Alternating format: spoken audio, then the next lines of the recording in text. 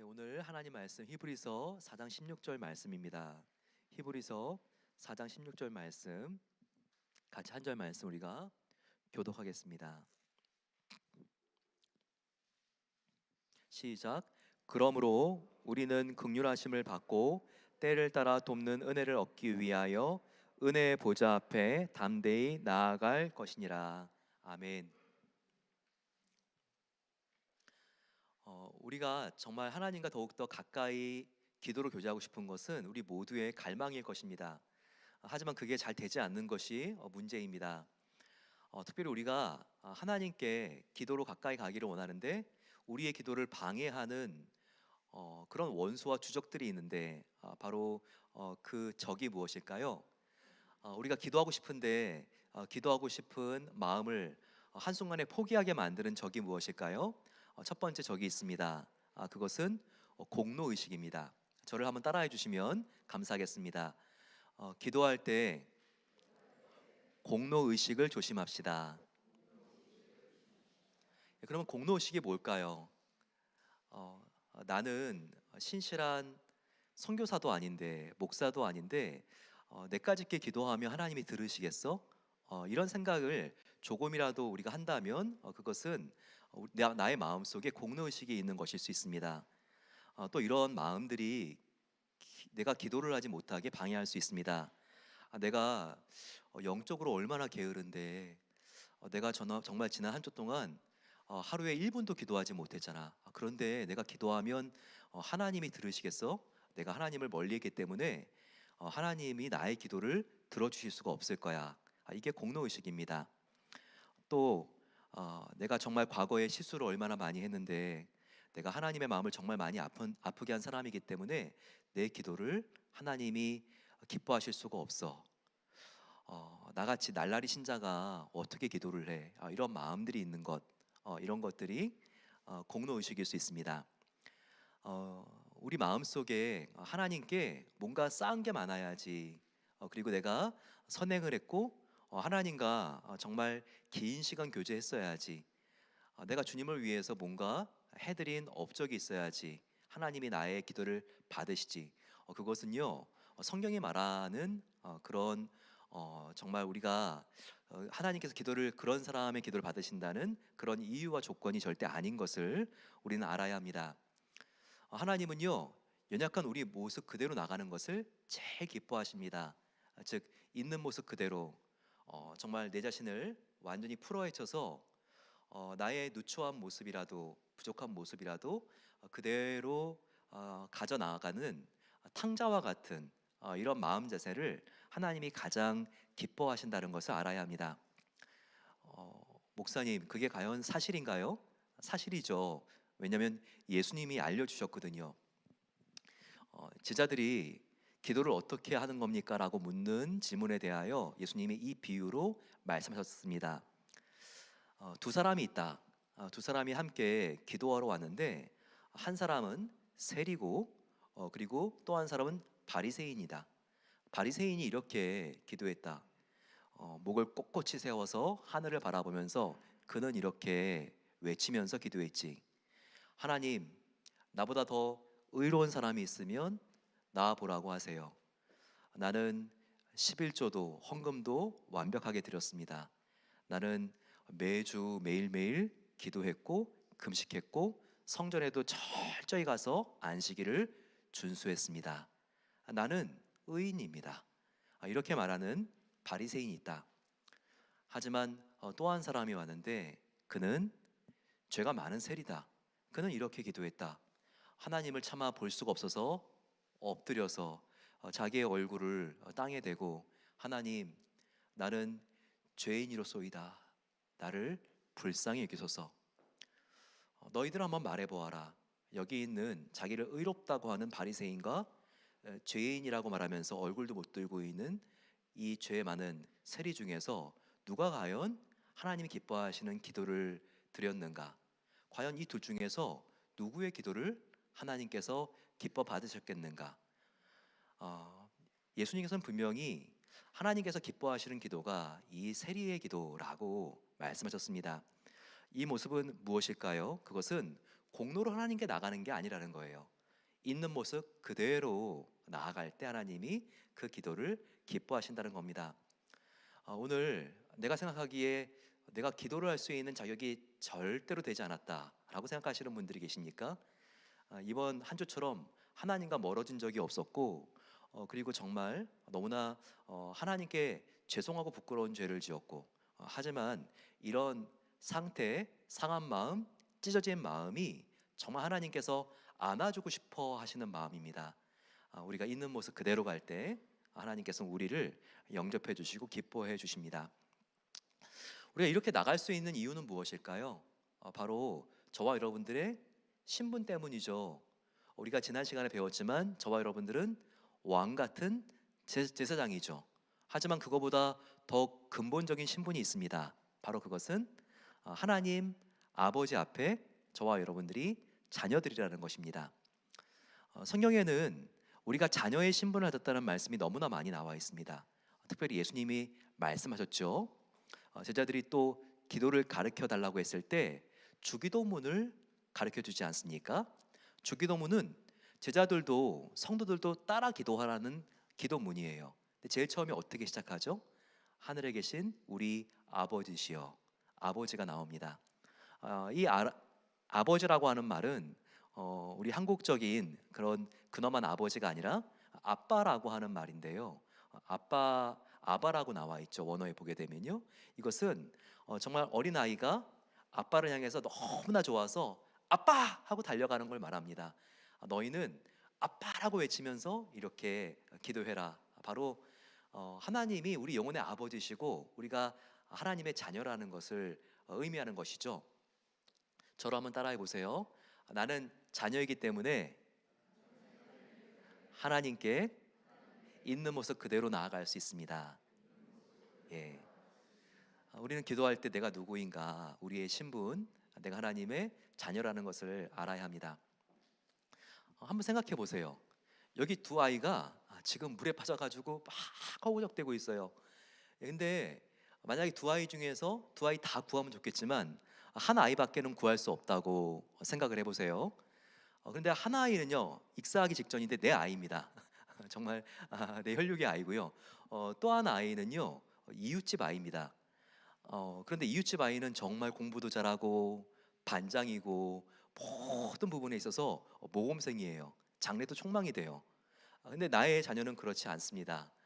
나의 자녀는 공부도 정말 못하고 반장은커녕 청소 반장이고 그리고 이 아이는 내가 봤을 때도 이렇게 장래가 밝아 보이지 않는 별 볼 일 없는 아이입니다.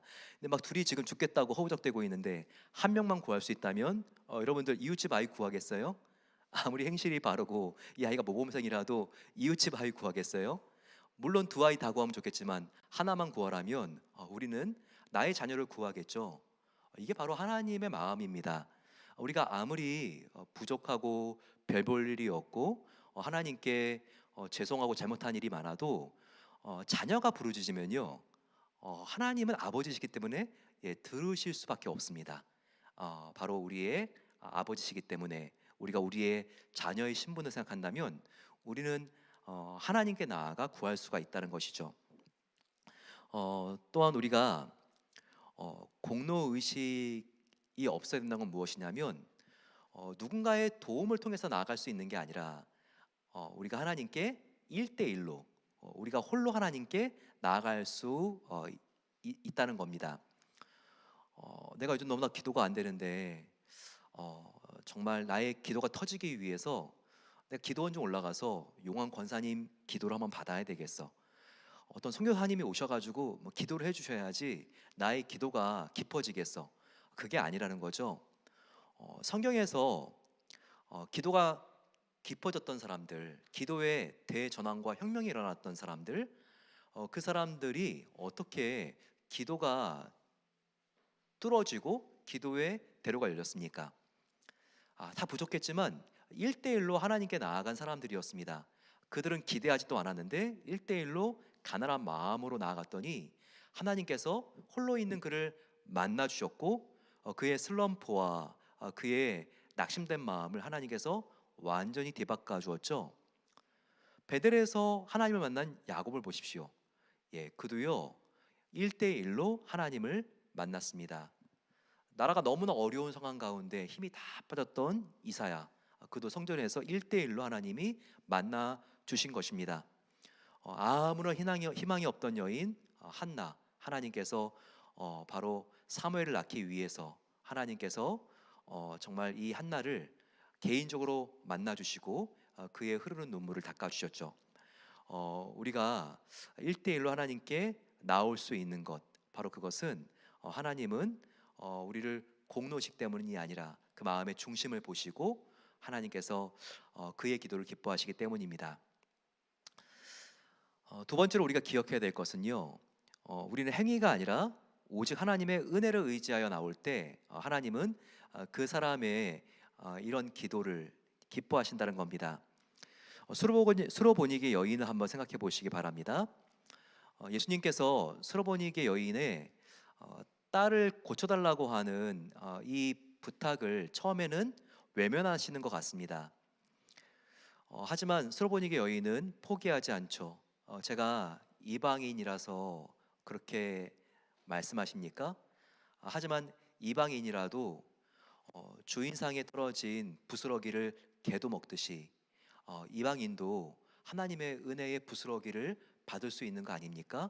그는 포기하지 않고 예수님께 그 은혜를 간절히 구합니다. 이와 같은 은혜 부스러기를 구하는 여인의 간절한 간청을 예수님께서는 마다하지 않죠. 오히려 그의 기도를 들어주시고 딸을 치유하시면서 칭찬하시는 모습을 볼 수 있습니다. 저와 여러분들도 은혜 부스러기조차 구하는 심정으로 나아갈 때 하나님께서 그와 같은 간절한 마음을 기뻐하십니다. 가난한 심령으로 하나님의 은혜 없이는 내가 버틸 수 없고 한 걸음도 더 앞으로 나갈 수 없습니다. 우리가 이렇게 간절히 간청할 때 하나님은 바로 이런 자들의 기도를 가장 기뻐하시는 것입니다. 우리가 기도할 때 두 번째로 만나게 되는 적이 있다면 아무리 기도를 해도 이 부분만큼은 응답이 없을 거야 라고 하는 의심입니다. 하지만 우리가 기억해야 될 것은 기도하면 반드시 응답이 있다는 것입니다. 바로 그것은 하나님이 응답하지 않은 것도 실은 응답이기 때문입니다. 기도 응답은 신호등과 같습니다. 신호등을 보게 되면 녹색, 노란색, 빨간색이 있죠.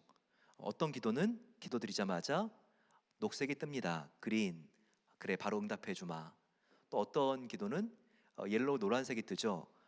이거는 좀 시간이 필요한데 너가 좀 기다려야 되겠다. 또 어떤 기도는 했을 때 하나님께서 레드, 이거는 거절이야, 이렇게 말씀하실 때도 있습니다. 하지만 기억해야 될 게 무엇입니까? 우리가 기도했을 때 바로 응답된 그린도 응답이지만 옐로우와 레드, 예수님께서 기다리라고 했던 것과 그리고 또한 거절하신 것조차도 우리의 마음은 그때 아플 수가 있지만 응답이라는 것을 우리가 알아야 된다는 겁니다. 하지만 우리가 거절하신 기도도 우리를 사랑하신 응답이라고 하지만 우리가 그 이유를 잘 생각해야 되겠죠. 이게 왜 응답입니까? 왜냐하면 이 거절하신 우리가 기도를 잘 생각해 봤을 때 그것은 구한 것 자체가 나의 욕심을 구한 경우가 참 많이 있기 때문입니다. 욕심은 죄죠. 죄의 특징은 하나님과 멀어지게 하는 것입니다. 나는 잘 몰랐지만 내가 구한 것이 하나님과 멀어지게 되는 길이라고 하나님께서 느꼈을 때에는요, 오히려 하나님께서 우리를 가까이 두고 싶어서 거절하신 것, 이것도 하나님의 선한 계획 가운데 있을 수가 있다는 겁니다. 또 기다리는 것도 하나님의 응답이죠. 어떤 아이가 계속해서 정말 아직 3살밖에 되지 않았는데 아버지의 면도기를 달라고 막 조릅니다. 근데 아버지는 이 아이의 손이 다칠까봐 면도기를 줄 수가 없습니다. 그래서 계속 이 아이에게 조금만 기다리라고 하죠. 그리고 이 아이의 18살 생일이 되는 해에 아주 멋진 면도기를 선물로 줬습니다. 이 아이에게 면도기는 이제 수염이 이제 나고 어떻게 다룰 줄 알기 때문에 너무나 좋은 선물인 것이죠. 똑같은 것이라 할지라도 준비되었을 때 받게 되면 이것은 다른 사람의 생명을 살리는 수술 도구가 될 수도 있지만, 준비가 되지 않은 상태에서 이것을 받았을 때에는요, 다른 사람을 다치거나 죽이게 할 수 있는 흉기도 될 수 있습니다. 하나님은 우리가 이것을 주었을 때 잘 하나님을 위하여 쓸 수 있고, 다른 사람도 나도 행복할 수 있을 때까지 기다리라고 하나님께서 지연시키는 것, 이것도 하나님의 응답인 것을 알아야 합니다. 거절하신 것도 그러면 당연히 응답일 수 있죠.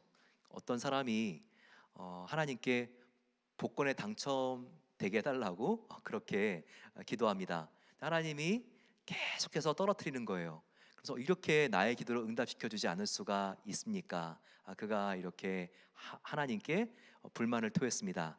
그랬더니 하나님께서 내가 너를 알거든. 만약에 너가 복권에 당첨되어서 정말 수천만 불을 가지면 너는 교회에서 예배도 안 드리고 나와 멀어질 사람이야. 내가 너의 영혼이 죽는 이 일을 왜 들어주겠니? 이렇게 말할 수도 있는 거죠. 그래서 하나님께서 이렇게 거절하신 것, 그리고 기다리라고 하는 것, 이것도 하나님의 선한 계획 가운데 있는 응답일 수 있다는 것입니다. 따라서 우리는 특별히 하나님의 뜻대로 하나님께 구할 수 있는 이런 영적인 체질을 만들 수 있어야 합니다. 요한복음 15장 7절에는 분명히 말씀해 주셨죠. 보시게 되면 우리가 무엇이든지 구하라 그리하면 이루리라, 이렇게 말씀하십니다. 이 부분을 너무나 좋아하기 때문에 무엇이든지 구하라고 그리하면 이루어 주신다고 우리는 비즈니스나 가정 가운데 표구로 만들어서 우리가 무엇이든지 구하라 그리하면 이루리라 붙여놓죠. 하지만 우리는 그 앞에 나와 있는 조건절을 절대 잊지 말아야 됩니다. 어떻게 해야지 구하면 무엇이든지 이루어 주신다고 약속해 주셨죠? 조건이 있죠. 단서가 있습니다. 너희가 내 안에 거하고 내 말이 너희 안에 거하면, 그때가 되면 너희들이 무엇이든지 구하라 그리하면 이루어 주신다는 약속이 앞에 있는 것이죠. 나 예수의 말이 너희 안에 거하면, 이게 무슨 말입니까? 너희가 나의 말을 깨닫고 그 말씀대로 순종했을 때, 나의 뜻은 말씀 안에 있기 때문에 너희가 나의 말을 듣고 그 안에 있는 나의 뜻을 너희가 준행하고, 그리고 그 뜻대로 기도하며 구했을 때 내가 무엇이든지 구하면 들어준다, 바로 이 뜻인 것이죠. 우리가 하나님 뜻대로 구하면 하나님이 무엇이든지 이루어 주십니다.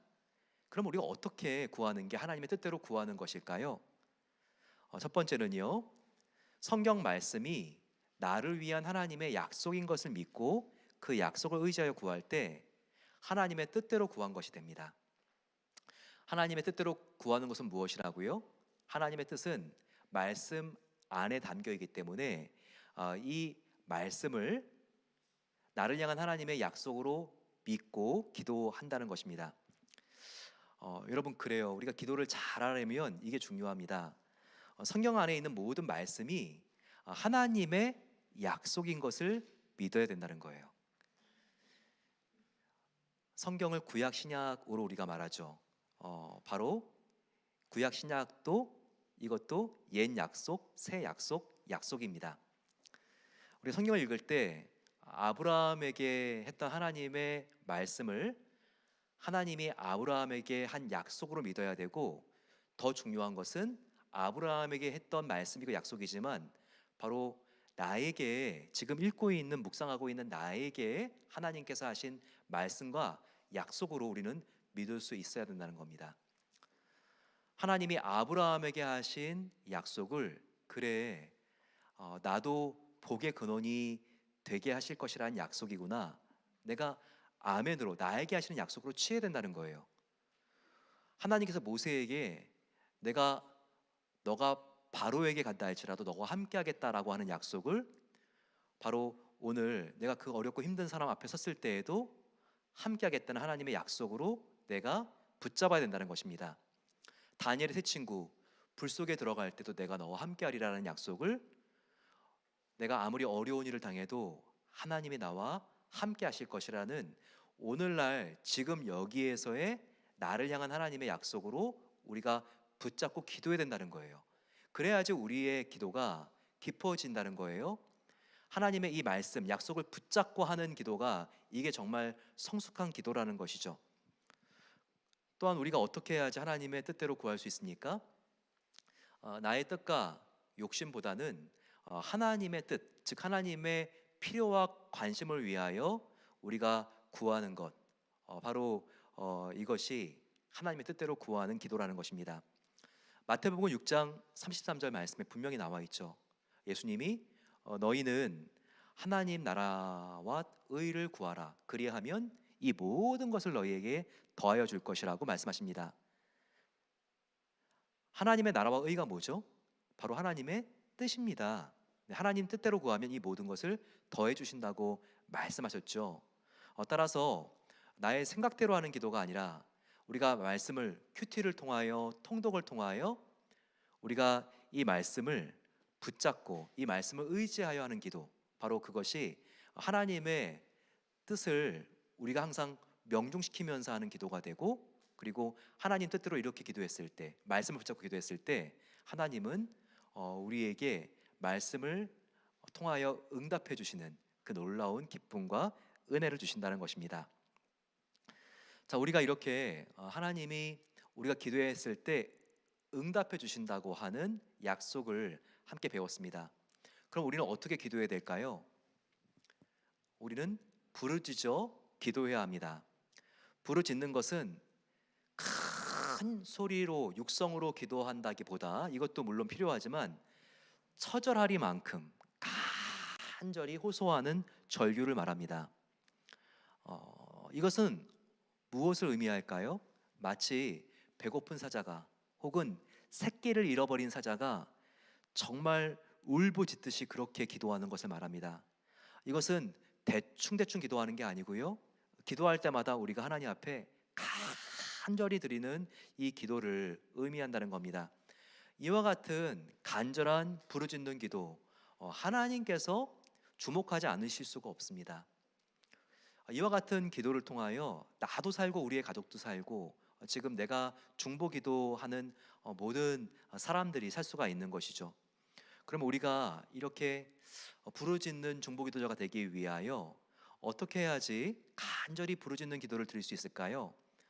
그것은 구체적인 소원이 있는 기도를 하나님께 드려야 합니다.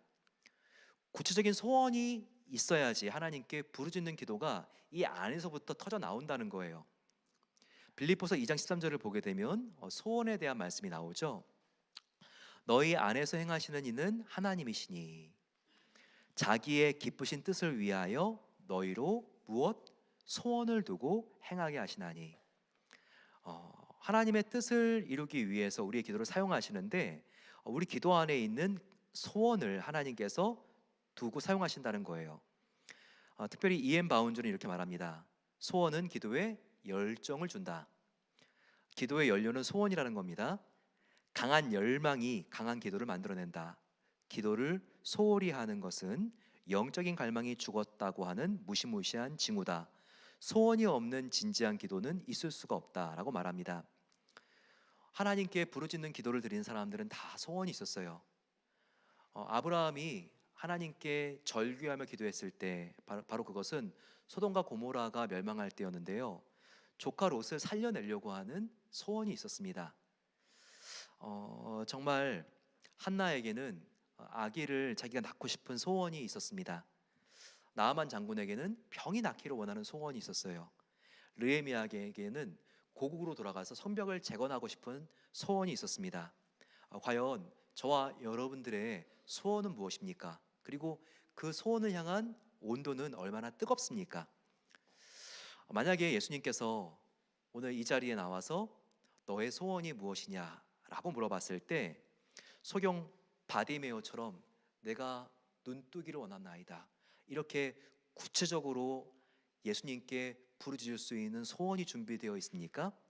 바로 이 소원이 무엇인가, 이것이 정말 우리가 하나님께 부르짖어 기도를 들을 수 있는 열쇠가 됩니다.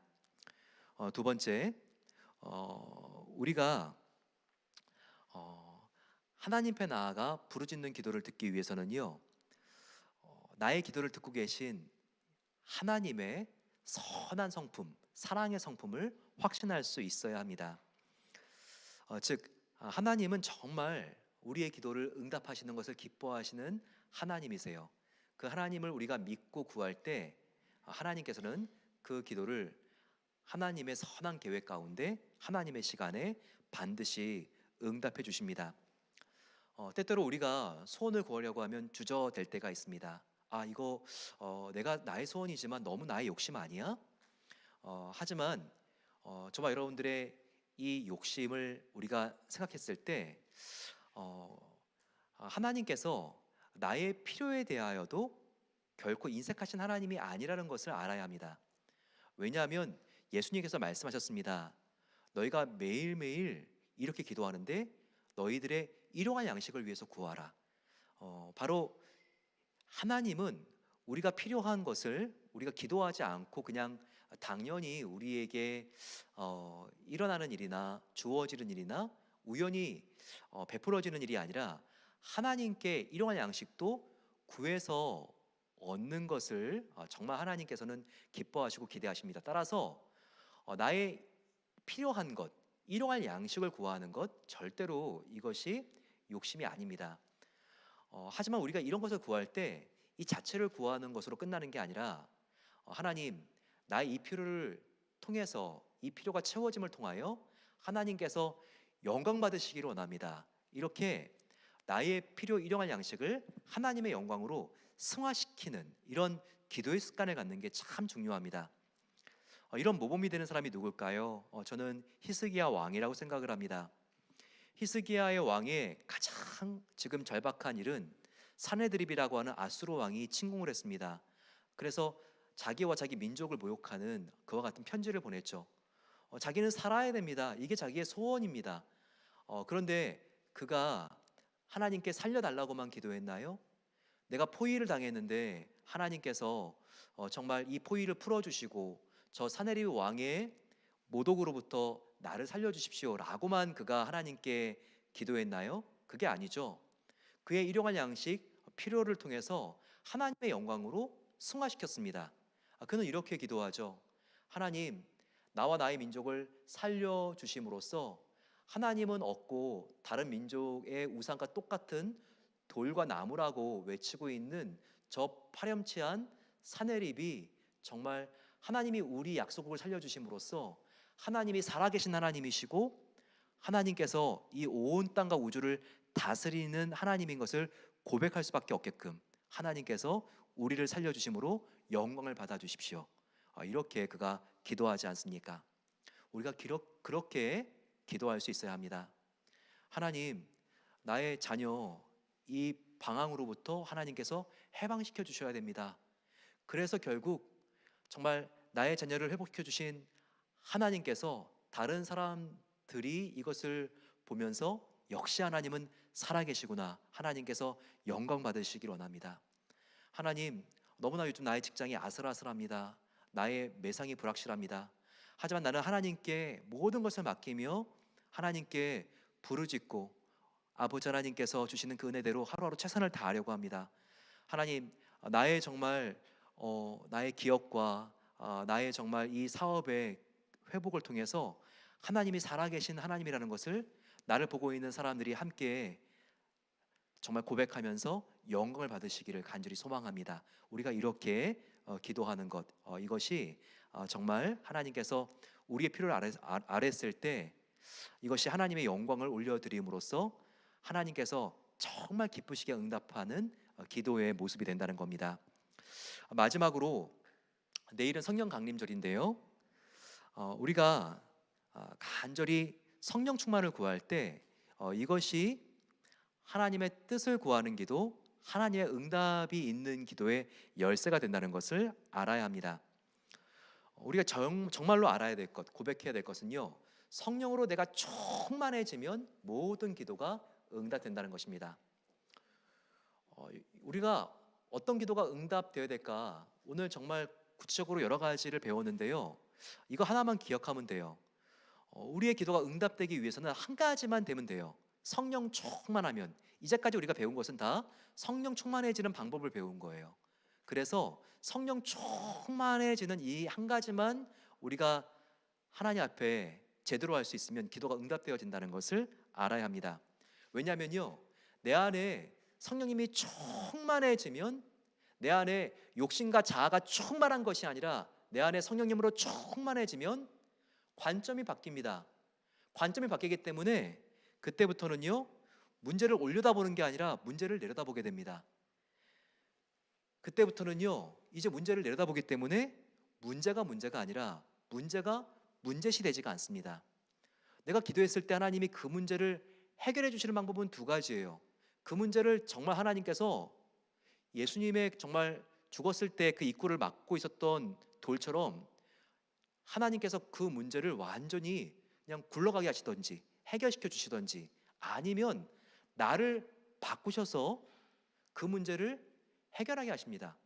문제가 있어도 그 문제가 문제 같지가 않은데 이게 해결된 게 아니면 무엇입니까? 그렇죠. 우리가 성령 충만하게 되면요, 정말 문제거리가 이제는 기도거리가 됩니다. 이 문제가 앞으로 가져다 줄 축복이 보입니다. 그렇기 때문에 문제가 문제시가 되지 않는 거예요.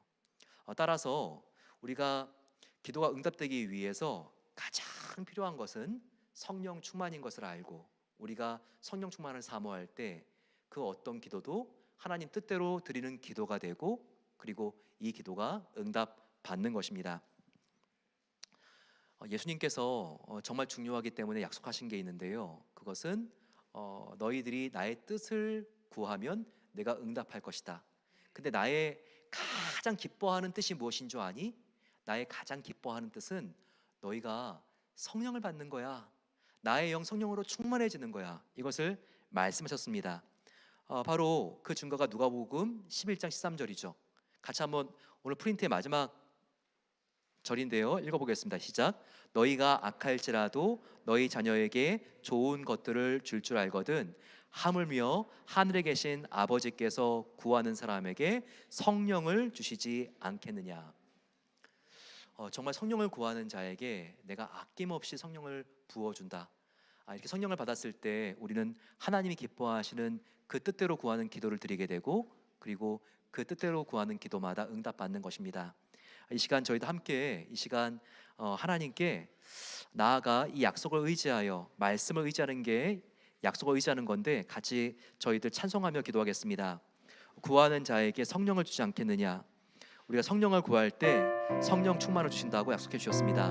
우리 같이 불길 같은 주 성령, 함께 우리 손뼉 치면서 같이 한번